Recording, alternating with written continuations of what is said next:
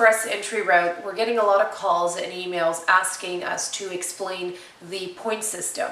Now, the point system is very similar to the previous federal skilled eligible occupation points where it was 67 out of 100, but with slight differences, and obviously the points you can accumulate is far more than what it previously was. So if you look at it, we can divide it into categories. So I have this chart on my website as well, so you can look at it and assess your own points. However, we'd be more than happy to do it for you.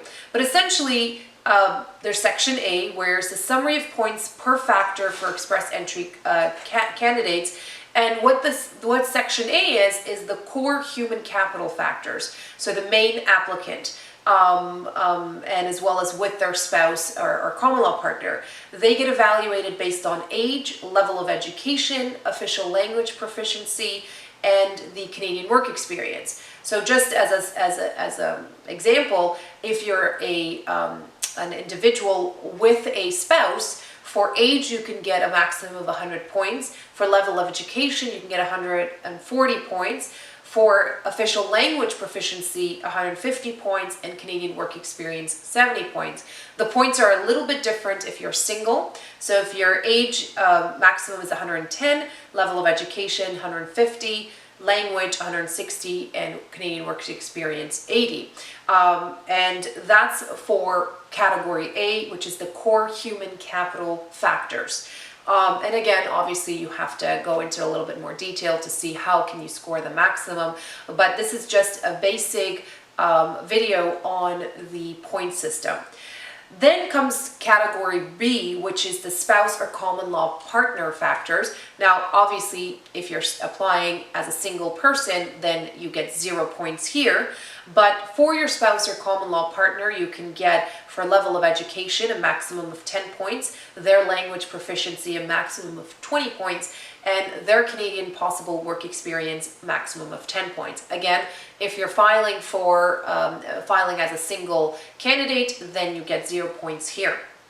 Then category C is the skills transferability factors, which essentially in my previous video I explained it's skills that you've had back home that you can apply to the Canadian economy here. Canada wants to assess that and see how transferable your skills are here in Canada. So as the skills transferability factors under category C, for education you can get a maximum of 50 points. For foreign work experience you can get a maximum of 50 points.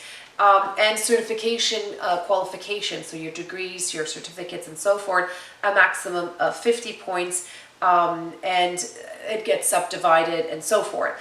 If you add it all together, you should be able to get a maximum of 100 points in this. Obviously not everyone's going to score the maximum, but that's the maximum you can get under the skills transferability factor. Then comes category D, and this is the last category here, which is the additional points. This one is relatively simple. If you have arranged employment, so you have an offer of employment, you have a labor market impact assessment, you can get a maximum of 600 points here. And if you have a provincial nominee, nomination from a province or territory, you can also score a maximum of 600. And so how you add them all up is you add category A, which is the core human capital, plus category B, which is if you have a spouse or common law partner factors, plus category C, which is your transferability factors, plus category D, which is your additional points, which gives you a grand total of 1,200. And once you have added all your points together, you upload your information onto the government portal. Then if you basically will be ranked amongst your own peers, and the highest ranking candidates will be invited by the Government of Canada to continue their application under either the Federal Skilled Trades, the Federal Skilled Program Eligible Occupation, or the Canadian Experience class, and certain P&P programs. If you have questions for the Express Entry category, or if you would like us to assess and upload your information on the government portal to give you the best possible chance for the government to choose you as a candidate, give us a call. This is an extremely important route for immigration. Obviously, one of the things that's really important about this one is that they do promise once you get that invitation that they will finalize your PR application within 6 months. So give us a call, let us start your application today, and let us give you the express route to permanent residency in Canada. Thank you, and until next time.